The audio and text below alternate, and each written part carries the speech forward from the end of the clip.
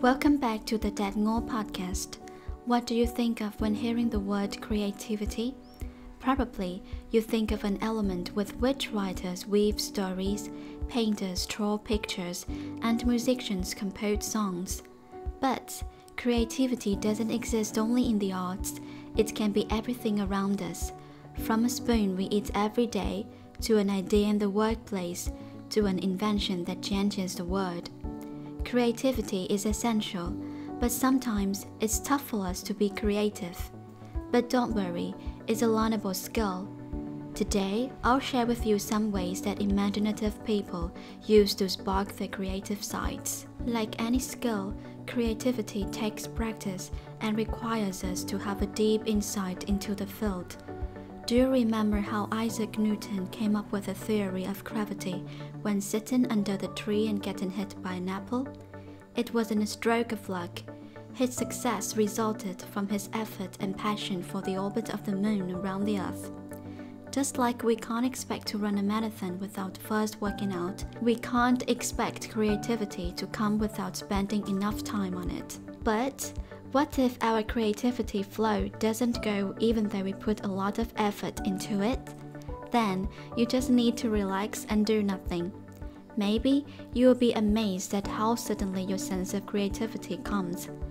This kind of situation has happened to me a lot of times. One day, when I was staying in bed with my mind empty, something just falls in, naturally and abruptly. Another time, when I was taking a shower, the solution for a test I'd been looking for a long time ago just appeared out of nowhere. Before continuing to discover what we should do to be more creative, I would like to say thank you to Elsa Speak, our partner, for sponsoring this podcast. Elsa Speak is the only credible artificial intelligence app in the market that can help learners speak an accented global English.